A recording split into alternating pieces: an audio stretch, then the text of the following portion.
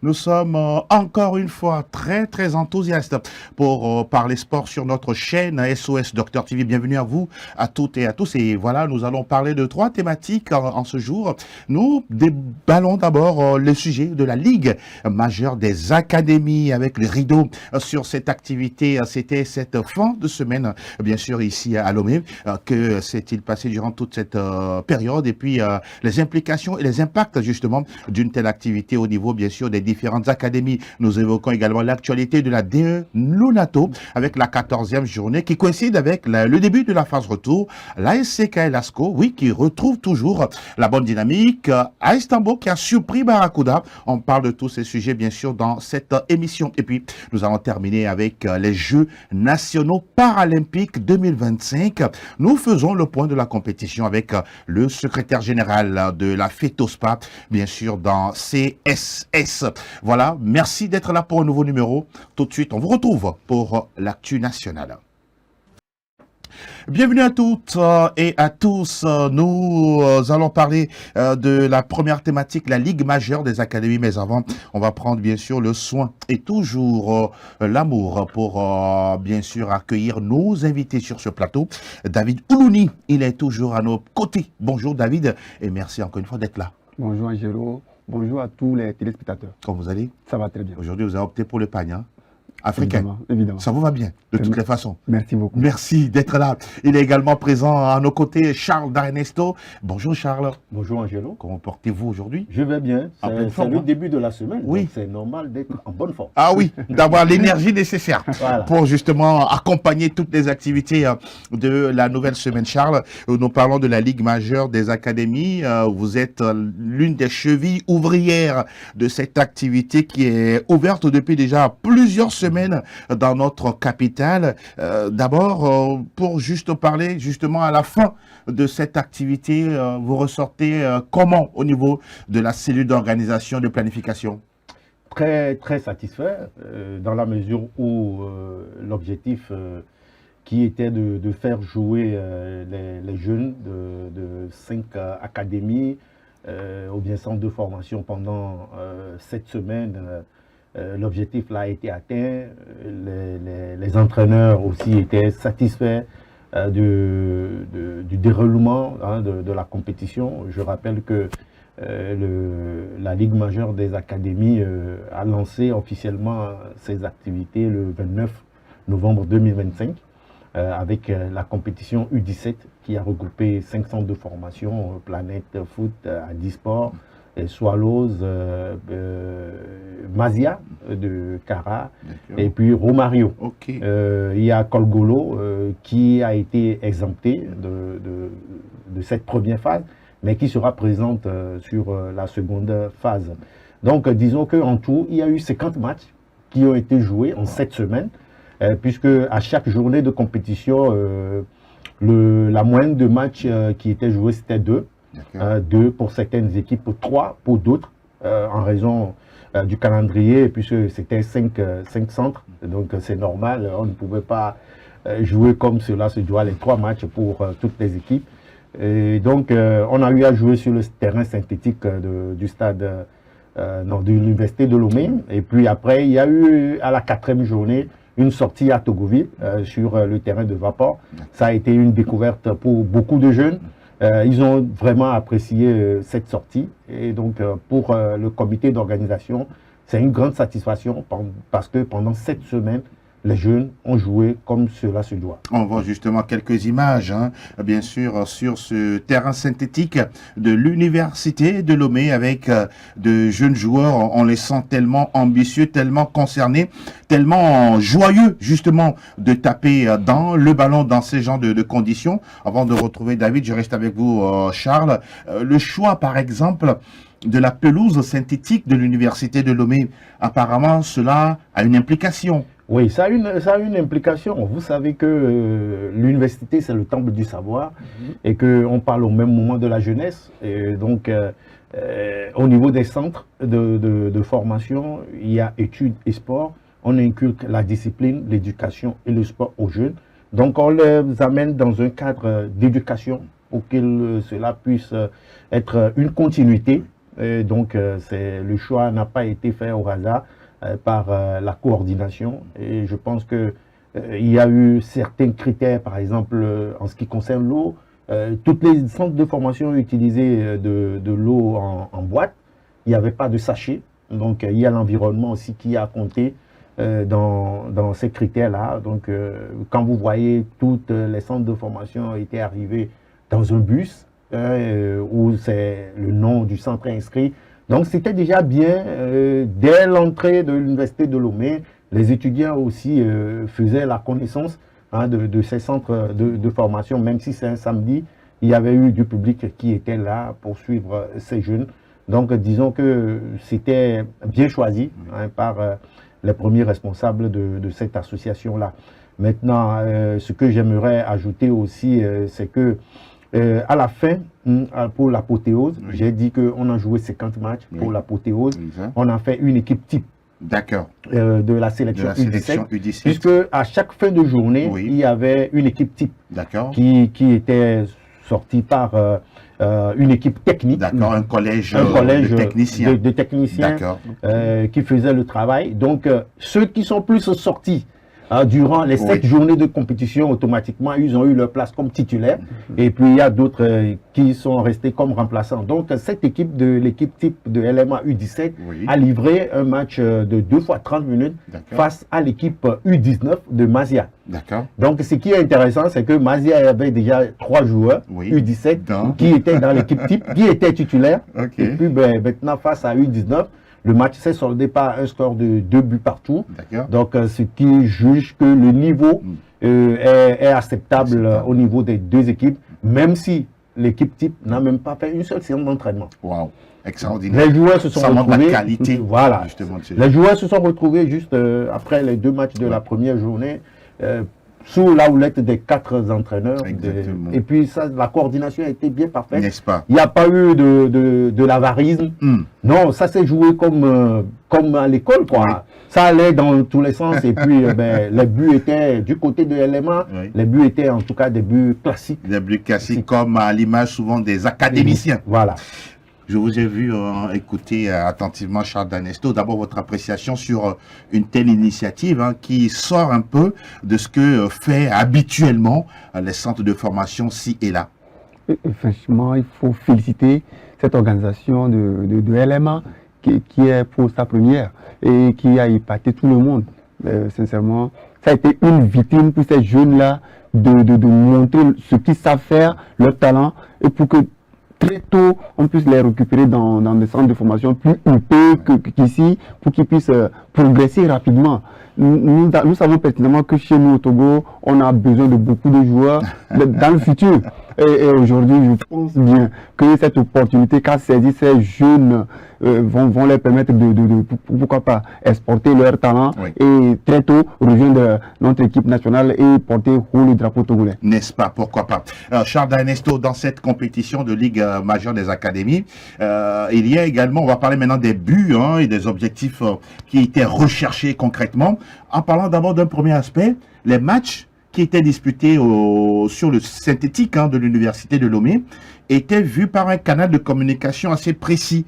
Ce n'est pas forcément un reportage vidéo avec les télévisions classiques, mais vous avez choisi un autre aspect, un autre canal. C'est quoi exactement? Effectivement, nous avons eu une plateforme Able où, à date, lorsque vous allez sur le site de la LMA, ligue-majeure-académie.com, vous aurez à voir toutes les rencontres qui ont été disputées, c'est-à-dire les 50 matchs. Les 50 matchs. Vous aurez à voir tous les 50 matchs, ce qui fait que un recruteur depuis l'extérieur peut très rapidement tabler sur un joueur parce que l'ayant vu sur une longue période. Exactement. Voilà. Donc, nous avons même eu la chance au cours de la compétition d'avoir la visite de certains recruteurs qui étaient de passage à Lomé et qui ont entendu parler du tournoi. Et donc, c'était déjà une très bonne visibilité. Maintenant, au niveau de l'organisation même, ce qui était vraiment très important, c'est que dans les centres de formation, il se fait qu'il y a du travail qui se fait tous les jours. mais malheureusement, derrière, il n'y a pas de compétition pour le jeu. Voilà. Ce qui fait qu'aujourd'hui, en dehors de la Ligue majeure des académies, il y a le championnat de la Ligue Lomé Golf qui a été lancé pour les catégories U15 et U17. Et ça se sent. Ça se sent dans la mesure où, sur certains matchs, vous allez voir des entraîneurs qui veulent peut-être faire jouer quelques joueurs juste pendant 15 minutes, le temps de les mettre en jambes, parce que le lendemain, ils ont un match de championnat. Pour les centres de formation, c'est ce que les jeunes veulent. Les jeunes veulent jouer, parce qu'ils s'entraînent pratiquement toute la semaine, mais derrière, il n'y a pas un canal qui leur permet de se jauger. Et durant cette semaine, ils ont eu la chance de se connaître, de se familiariser, de jouer des matchs, même si derrière, il n'y a pas de coupe, il n'y a pas de médaille, mais quand même, vous allez sentir que les gens ont pris au sérieux et que chaque défaite était signe de retourner, travailler mieux, de faire mieux la prochaine fois. Et puis derrière, ce qu'il y a, c'est que bien avant le démarrage de la compétition, il y avait eu une formation. D'accord. On a formé tous les entraîneurs principaux, tous les entraîneurs adjoints à l'analyse vidéo, parce que c'est en réalité, c'est eux qui étaient appelés à aller sur la plateforme Able pour relever le système de jeu pratiqué par les adversaires. Et c'est en fonction de cela que les matchs ont été améliorés. La première journée, tout le monde l'a vu, c'était un peu, ce n'était pas encore très poigneux, très teigneux. Mais à partir de la deuxième journée, on a commencé parce qu'il y a eu des études qui ont été faites par rapport à chaque équipe. Et puis bon, ça a pris. Maintenant, pendant les fêtes de fin d'année, on a dû donner 2 semaines de repos. Les 2 semaines de repos, on a senti qu'il y a eu un impact négatif sur le jeu. Et à la reprise, il a fallu encore que les entraîneurs crient pour que les jeunes puissent reprendre positivement. Donc, ce sont des aspects à améliorer. Et comme je l'ai dit, il y a les kinés, il y a les soigneurs, il y a les community managers de chaque équipe et puis les TMO qui ont été formés. Et vous allez voir que vraiment, c'était vraiment très intéressant de voir les entraîneurs qui étaient dans un ensemble d'accoutrements en dehors des joueurs. Chaque équipe avait son maillot de chauffement et son maillot de match. Et c'était très intéressant. On a voulu le mettre dans un monde un peu professionnel. Beaucoup plus professionnel. Oh oui, voilà. Et donc, je pense que pour nous, au niveau de l'organisation, le but ou bien l'objectif est atteint. Concernant les impacts, vous attendez à quoi justement pour aborder la dernière, bien sinon le dernier virage de cette thématique-là? Non, mais en ce qui concerne l'impact, je pense qu'au niveau de chaque organisation, chaque état-major, ils étaient contents parce qu'ils ont reconnu qu'au fil des journées, il y avait l'intensité dans le jeu et puis il y avait des joueurs qui se sont améliorés par rapport à ce qui se faisait avant. Et bon, maintenant, autre impact, je pense qu'au niveau de la direction de chaque centre de formation, on a fait le bilan juste après cette dernière journée. Et il y a eu de la satisfaction, notamment par rapport à l'arbitrage. Oui, parce qu'au départ, beaucoup n'avaient pas compris. Sur tous les matchs qu'on a eu à faire, c'était uniquement des élèves arbitres et des arbitres de district. Très bien. Donc, des jeunes qui, certains, ont eu à officier pour la première fois un match. Ils ont vu ce que ça a donné, la pression. Donc, les directeurs des centres ont apprécié cette initiative qui a permis également à ces jeunes arbitres-là de se former. Exactement. Et maintenant, de trois, l'un des aspects qui a encore plus, c'est qu'il n'y a pas eu de fraude. C'est lors de la première journée qu'on a eu à sentir quelques écarts d'âge. Des fraudes sur l'âge. Des fraudes sur l'âge, effectivement. Vous saluez justement cette rigueur, cette discipline de respect de l'âge? Voilà, parce qu'on s'est dit, en dehors de la carte d'identité nationale, on accepte la carte d'identité scolaire, mais nous voulons également un acte de naissance certifié. Du joueur. Du joueur. Et ceux qui ont vite vu venir la chose ont dû très rapidement se tirer. C'est-à-dire que les gens ont voulu placer des joueurs U19 dans la U17. Or, on sait que la deuxième phase, va concerner uniquement que les U19. Voilà. Donc, quand ils ont compris comme cela, donc, Ils se sont retirés. ils se sont retirés. Je pense que tout s'est bien passé, sinon le bilan est globalement satisfaisant avec les dirigeants. Excellent. En tout cas, félicitations encore une fois. Et la prochaine étape, la prochaine étape, c'est la phase U19. U19 à partir Maintenant, normalement, c'est dans 2 semaines. Mais il se fait qu'il y a eu des propositions qui ont été mûries. Oui. Et vous savez, Mazia parcourt pratiquement chaque week-end 400 km. Il vient de Kara. Il vient de Kara. Wow. Et donc, on est en train de mûrir la réflexion pour voir, ne serait-ce que créer une pôle nord et une pôle sud pour les U19. Et après, pour la dernière journée, on va faire une équipe type U19 pôle nord. Et voilà, pour la dernière journée. Oui. Donc, on est en train de réfléchir à ça. Au plus, peut-être dans 3 semaines, pourquoi pas, on va lancer la phase U19. En tout cas, ça reste un gros chantier au niveau, bien sûr, du football des jeunes, histoire justement, comme vous l'avez dit, David, de ressortir des meilleurs demain pour, pourquoi pas, intégrer les sélections U19, U20, U23 et tout ce que vous voulez, pour, bien sûr, apporter du renouveau à notre football. Football toujours. On va enchaîner, messieurs, avec la DE Lonato, la 14e journée qui a amorcé bien sûr sa phase retour. C'était bien sûr à partir de samedi, mais déjà on va parler de certains matchs qui ont démarré. On commence avec le match du leader, la SCK, qui était à la maison face au Dynamique Togolais. Oui, il y a eu match. Oui, David, la dernière fois vous le disiez, Dito pourrait déranger justement la SCK. Ils ont essayé de marquer un but, mais ils en ont pris 3. Ça veut dire que la SCK garde toujours sa bonne dynamique dans ce championnat. On peut le dire ainsi, c'est qu'ils ont encaissé un but matinal où eux-mêmes ils ne s'attendaient pas. Oui. Là, ça les a réveillés. Le staff et les joueurs ont compris qu'il y avait un adversaire en face, donc ils sont réveillés rapidement et ils ont pris les choses en main et ils sont revenus dans le match, ils ont égalisé et puis on a vu ce qui a suivi. Actuellement, ils sont en forme, on va dire ainsi, mais ils n'ont qu'à se méfier sérieusement. S'ils finissent par encaisser des buts très tôt, comme ils l'ont fait face à Dito, face à d'autres équipes, ils ne vont pas pouvoir revenir, car on va essayer de bloquer le derrière et puis ça le serait très très dangereux pour la suite du match. Vous appréciez quand même la concentration puisqu'ils sont allés à une phase aller, ils ont pris 3 semaines de repos et ils reviennent, ils enchaînent avec une victoire. Non, la SCK n'a pas le choix, ils doivent gagner. Aujourd'hui, ils ont l'une des formations les mieux placées, les mieux huppées en personnel dans notre championnat. Et aujourd'hui, la qualité des joueurs. La qualité des joueurs et autres. Donc, ils n'ont pas droit à l'erreur. Oui. Aujourd'hui, c'est leur travail, ils ont fait, c'est exactement ce qu'ils devaient faire, ils ont fait. Donc, ils sont à féliciter. Félicitations à eux. Le contraire vous aurait surpris, c'est ça? Oui, exactement. On va parler du dauphin de la SCK.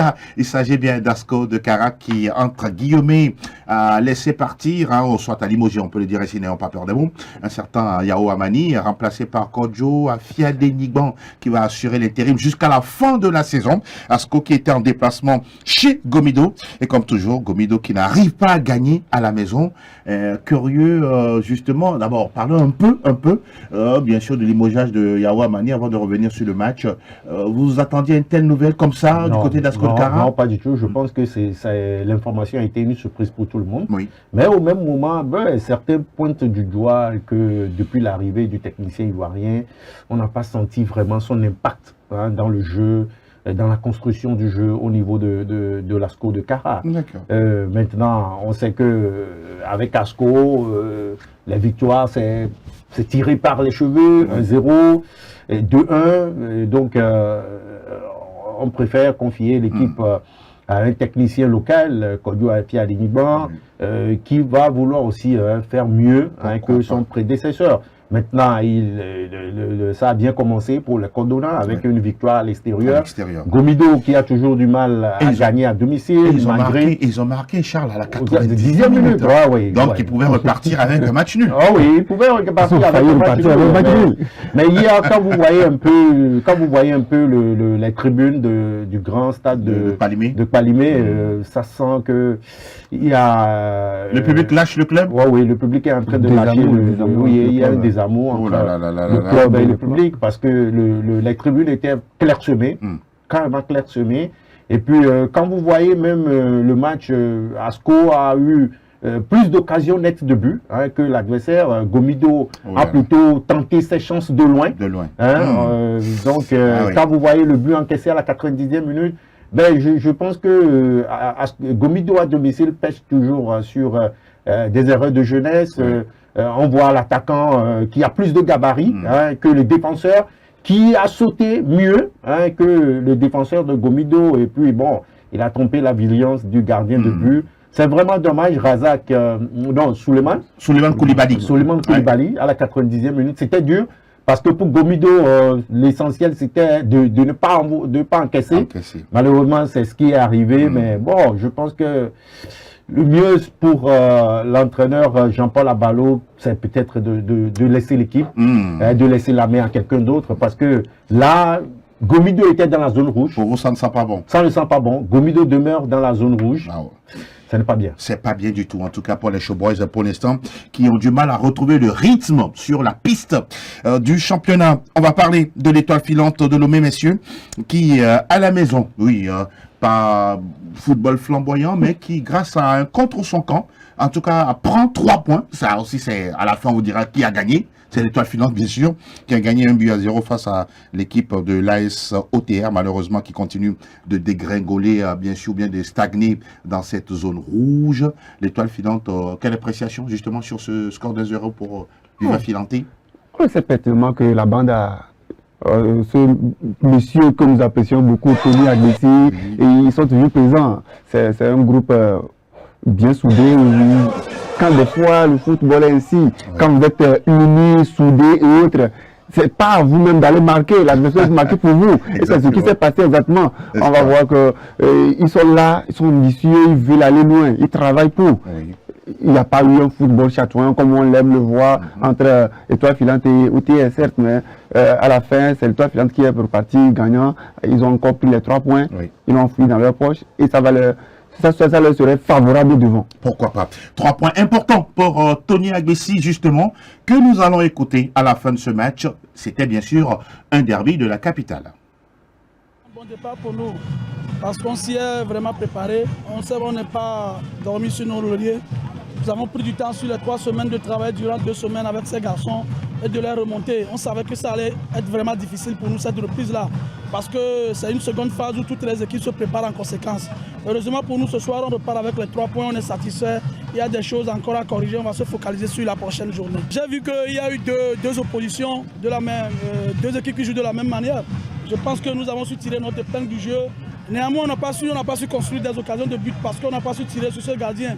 Il y a encore un manquement à travailler là-bas. Les combinaisons, quand nous sommes en attaque, il y a encore beaucoup de travail à faire sur cet aspect de notre jeu. Maintenant, pour ce qui est du pressing qu'ils ont développé, de l'agressivité et de la possession du ballon, je pense que nous avons été meilleurs ce soir et que nous méritons largement de gagner ce match-là. Il faut continuer par travailler, la finition. Nous sommes dans une phase très critique où c'est le but de plus que l'adversaire qui compte maintenant. Donc il va falloir travailler beaucoup plus sur la finition et terminer nos matchs avec des victoires. Nous nous déplaçons à Kara pour jouer contre l'AS Bina. Vous avez écouté, bien sûr, Tony Agbessi. Je vous ai vu sourire également en off. Oui, ben, c'est que le but, le but de la victoire, c'était un but contre son camp. C'était de la chance, parce que là... Mais ça existe aussi. Oui, non, mais ça existe. Ça fait partie du jeu. Exactement. Puisque il faut dire que au niveau de la SOTR, le problème demeure toujours en défense. Parce que quand vous voyez l'action sur laquelle le but est arrivé, le défenseur, il n'était même pas en danger. Une mauvaise appréciation. Le gardien qui lui parlait. Et puis bon, bouf. Il a marqué un bon coup de tête. Et pourtant, la période de Noël est déjà passée. Hein. Voilà. C'est un cadeau, là. Ah, c'est un vrai cadeau. Il a donné un bon coup de tête au ballon. Et puis bon, le gardien, lui, il est resté comme ça, pantois. Et ça fait un peu mal, et puisque au niveau de la SOTR, on faisait tout et tout pour s'éloigner de la zone de relégation. Malheureusement, comme on a commencé la saison face à l'Étoile Filante, avec une défaite, la phase de retour, c'est également avec une défaite. Ben, je pense qu'au niveau de l'Étoile Filante, comme Tony l'a si bien dit, il y avait eu de très belles combinaisons. Maintenant, c'est la finition qu'il faut travailler plus pour pouvoir aller de l'avant. Sachant très bien que cette seconde partie de la saison va être très décisive. Tous les points vont compter justement dans l'escarcelle.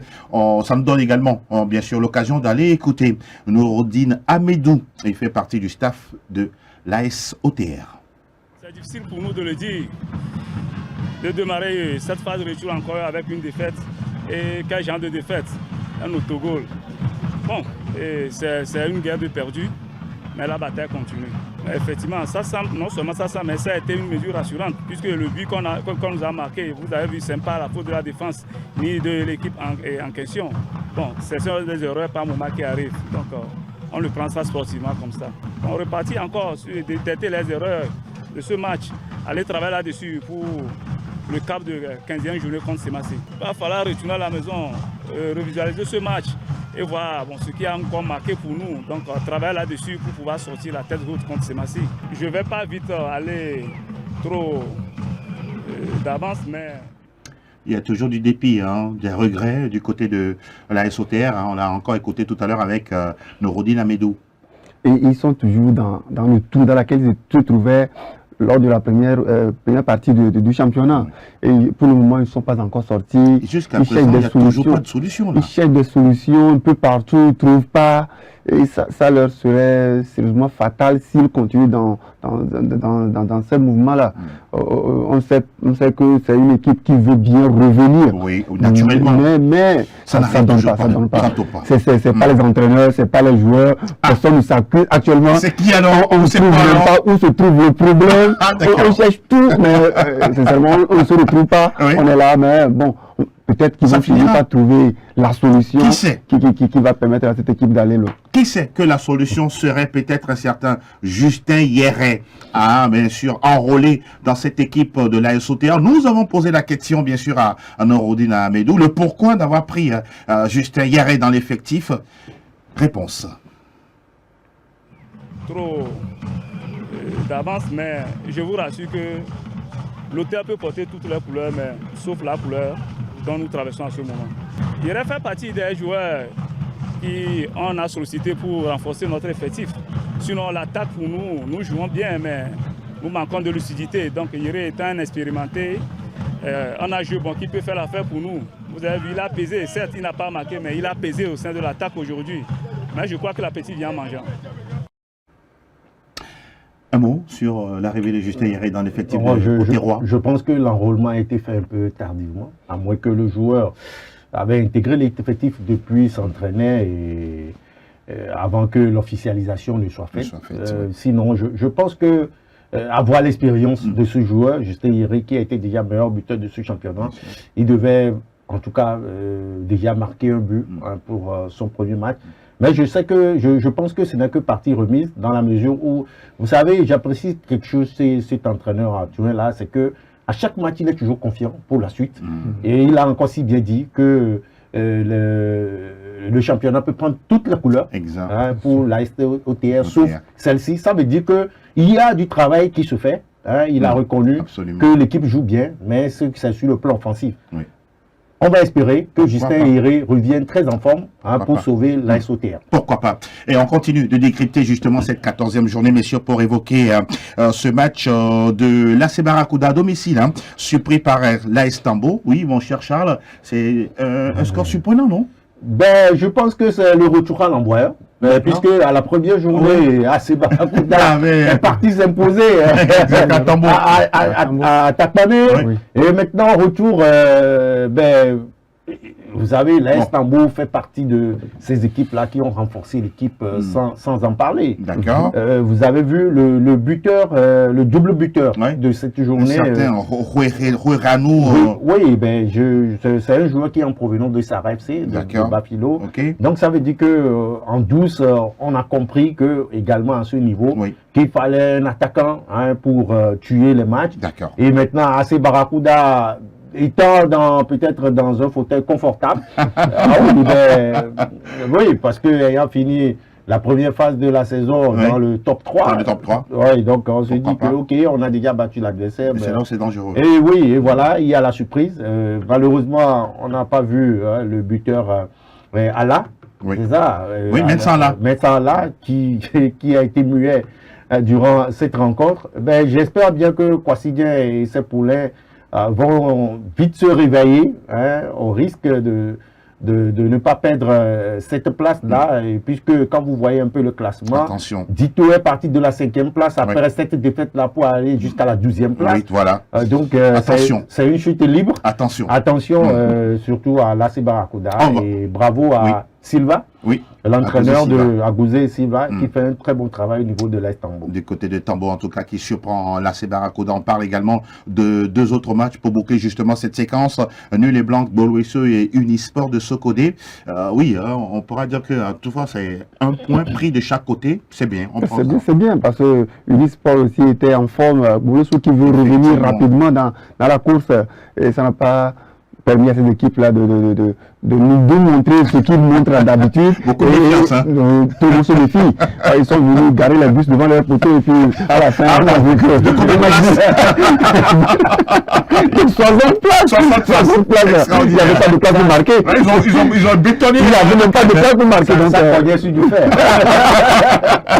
Ce qui s'est passé à la fin, c'est un match nul. Bon. On va voir la suite. On prend ça comme ça. En tout cas, match nul également entre l'Entente 2 et l'AS Bina, la Lanterne Rouge. Mine de rien, Théophile Bola continue. Ça fait 5 matchs sans défaite, en tout cas, et sans victoire également, pour ne pas dire 5 matchs nuls. Et comme on connaît le monsieur, dit sa première victoire, ce sera face à victoire finale. En bon congolais. En bon congolais. Donc, pour un match à l'extérieur, je pense que c'est pas mal, puisque déjà en début de saison, l'Entente 2 aussi avait fait un déplacement fructueux à Kara, en se posant face à l'AS Bina. Maintenant, c'est un match nul. Ça veut dire que le travail, ça commence par venir peu à peu. Et cette victoire tant attendue là va venir dans la mesure où il y a du surveiller de la discipline dans ce qu'on est en train de faire. Pourquoi pas? Ils ont un jeune attaquant nommé Bassito Madougou qui n'a pas pu marquer. En tout cas, face à la formation de l'Entente 2, on attend de voir les prochaines journées comment il va s'illustrer dans notre championnat. On va aller regarder le tableau qui récapitule tous les résultats de cette 14e journée. Nous rappelons que Semassi va jouer son match ce lundi. Bien sûr, on rappelle que l'Étoile Filante a gagné 1-0 face à l'AS OTA. Victoire également de l'ASCK contre Dito. Asco également qui prend le meilleur sur Gomido de Palimier. Victoire de l'AS Tambo face à la formation de la Barracuda. Et puis vous le constatez, 0-0 entre l'Entente 2 et Bina. Et puis même score entre Bolweso et Unisport de Socodé. Et Semassi va boucler la boucle ce soir face à Espoir FC du Zio. On enchaîne avec le classement pour voir que le duo de tête reste le même. L'ASCK qui mène la danse avec 2 unités d'avance sur Asco de Kara, suivre Unisport, Barracuda, l'Étoile Filante pour le top 5. Et puis derrière, on voit Bolweso en temps 2, AS Tambo, Semassi, Dito, et puis les autres également dans la zone rouge. Gomido de Palimier qui a seulement que 4 points sur l'AS Bina. Attention, rien n'est encore joué dans cette compétition qu'est la D1 Lonato. Voilà ce qu'on peut retenir en tout cas pour cette 14e journée. On rappelle que la 15e va arriver très très vite et là aussi on aura de très bonnes empoignades à décrypter. On va souffler un peu le temps de retrouver le générique de l'émission et cette fois-ci on va aborder la 3e et dernière partie réservée, dévolue bien sûr aux Jeux nationaux paralympiques édition 2025. À tout de suite. Nous sommes de retour pour la 3e et dernière partie de l'émission Club Sport Santé. Nous abordons désormais la thématique réservée aux Jeux nationaux paralympiques. Et pour en parler, il y a bien sûr le secrétaire général de la Fédération des sports paralympiques, Daniel Darwenji. Bonjour, monsieur le secrétaire général. Bonjour, monsieur Angelo Folicou. Comment vous portez-vous aujourd'hui? Bonjour, ça va très bien, ça va très bien. La dernière fois, vous avez eu cette compétition nationale des Jeux nationaux paralympiques. Vous ressortez justement de cette activité, on pourra dire, c'est concluant, c'est positif pour tout le monde? Oui, effectivement, la dernière fois, les 18 et 19 février passé, effectivement, nous avons eu quand même à organiser notre championnat national édition 2025, placé sur le thème investir dans le parasport, c'est de contribuer au développement inclusif du Togo. Donc, ça a été quand même une réussite pour nous et pour les personnes handicapées du Togo. La dernière fois, on a vu également la présence du ministre délégué en charge des sports et toute sa suite qui était à vos côtés. Leur présence était tellement importante pour vous? Leur présence fait vraiment ça, contribue vraiment à la réussite même de cet événement parce que fait déplacer quand même une autorité à charge de sport pour un tel événement, ce n'est pas une petite affaire. Donc, vraiment, ça a vraiment contribué quand même. Et je passe déjà par ce canal pour le remercier encore. Oui. Et le ministère pour d'avoir contribué financièrement, techniquement, et leur présence même aux côtés pour vraiment assister à cet événement. Ça nous a vraiment poussé quand même à un niveau où nous n'attendons pas à ce niveau. Pour parler justement de cette compétition-là, dites-nous comment tout ça a été planifié pour avoir autant d'athlètes qui ont participé dans les différentes disciplines et aujourd'hui vous en sortez satisfait. Bon, effectivement, c'est une planification et chaque année nous organisons quand même. D'abord, on commence par la base, et les tests des athlètes dans leurs clubs respectifs. Oui. Et après ces tests, ces tests sont organisés par les ligues qui détectent maintenant les meilleurs athlètes de leur région. Et après cette étape, maintenant, il y a l'organisateur des jeux régionaux au niveau de ces ligues pour pouvoir détecter encore les meilleurs athlètes de ces ligues. Et c'est avec ces athlètes que nous organisons maintenant les jeux national paralympique les jeux nationaux paralympiques. On sait très bien que quand on parle des jeux nationaux, c'est un grand rendez-vous. Est-ce qu'il y a eu des performances? Si oui, justement, on va en parler avec vous. Oui, il y a plusieurs parlons des jeux nationaux parce que effectivement il y a eu des performances. Et pourquoi les jeux nationaux? Parce que d'habitude, au niveau des autres fédérations, on parle souvent des championnats, et championnats nationaux et autres. Mais nous parlons des jeux nationaux parce que la Fédération togolaise de sport paralympique, c'est une fédération qui englobe plusieurs disciplines. Et ça serait difficile pour nous d'organiser un championnat. Donc c'est pourquoi nous organisons les jeux nationaux parce que à ces jeux, il y a plusieurs disciplines qui étaient au rendez-vous. Là, par exemple, regardez à l'écran avec nous, ça c'est le lancer de disque. De disque. Exactement. Oui. Le disque. Ça demande en tout cas beaucoup de capacité, de potentialité. Tout à fait. Là, vous avez avec l'image d'un peu comme ça, c'est le lancer de disque au niveau des hommes T47. T47, la catégorie. La catégorie de T47. Et d'autres images également qui vont suivre avec la complicité de Fernand. Ça, c'est le lancer de poids. Le lancer de poids, voilà, c'est pour les femmes. Pour les dames, exactement. La catégorie T47 toujours? Oui, T47 toujours. Toujours, on continue toujours avec les images. Là, c'est le saut en hauteur. Saut en hauteur, voilà. N'est-ce pas, Séverin Kansa? C'est bien lui. Bien exactement, lui aussi dans la catégorie T47 toujours. Ça s'est déroulé au stade de Kégué. On continue toujours de voir quelques autres images. Et ça, c'est le saut en longueur. En longueur. Oui. Ça, je crois que c'est saut en longueur. Oui, T47 toujours. T47 toujours. Ce qui demande beaucoup de dextérité, quoi qu'on dise. Voilà, c'est. Voilà. Et ça, c'est la course sur piste. Pour les petites tailles. Pour les petites tailles. Ah oui, autant de disciplines, comme vous l'avez dit tout à l'heure. Tout à fait. Est-ce qu'il y a un para-athlète ou une para-athlète qui est sorti un peu du lot, ou bien il y a des confirmations par rapport à certaines performances? Bon, quand on dit une compétition, c'est une compétition, il y a toujours des recalés, donc il y en a quand même. Et des performances, quelqu'un qui a fait quelque chose d'extraordinaire cette année? Oui, par exemple, nous sommes Anna. Anna, qui, elle fait le parathlétisme. Oui, on rappelle que c'est un handicapé visuel. Visuel, exactement. T12, voilà. Bon, avant, elle faisait 16. Oui. 16, mais cette année, elle a comme son record, c'est 15. Waouh, félicitations à elle. Ah oui. Donc, il y en a. Au niveau aussi des hommes pour le powerlifting, effectivement, il y en a aussi une amélioration là-bas. Le powerlifting, c'est la charge. La charge. D'accord. Oui, c'est En tout cas, justement par rapport à cette compétition-là, vous l'avez dit, nationale, est-ce qu'il y a eu des athlètes, des para-athlètes qui sont venus de l'intérieur et qui ont également performé? Oui, effectivement, nous avons eu, c'est-à-dire, c'est un rendez-vous pour toutes nos ligues. Oui. La Ligue des Savanes, Centrale, Cara, des plateaux, Maritime aussi, qui a quand même le plus grand nombre d'athlètes. Oui. Donc, effectivement, c'est un rendez-vous national, donc tous les athlètes étaient présents quand même. Et effectivement, ceux de l'intérieur aussi quand même sont repartis avec des médailles et autres. Des médailles et autres. On rappelle également que quand vous vous retrouvez, vous avez mis un thème justement sur cette année. Pourquoi justement, qu'est-ce qui a été la motivation du choix du thème de cette année? Bon, donc, c'est-à-dire la plupart des gens n'ont pas une connaissance sur le parasport. Oui. Et ça vraiment, ça bloque, bon, ça bloque souvent parce qu'au niveau pour chercher des partenaires et autres, Oui. nous avons des difficultés quand même pour détecter des partenaires. C'est ça. Donc c'est le moment, c'est pourquoi nous lançons un appel aux différents partenaires de venir quand même pour leur motiver à investir dans le parasport. Et en le faisant vraiment, et nous répondons vraiment, nous accompagnons la politique de notre PC. Oui, président du conseil. Qui vraiment veut faire autant promouvoir vraiment l'inclusion des personnes, bon, l'inclusion générale, et c'est pour que le Togo soit vraiment un pays inclusif. Charles Danesto, justement, c'est les compétitions auxquelles également vous participez. Et là, justement, pas des Jeux nationaux.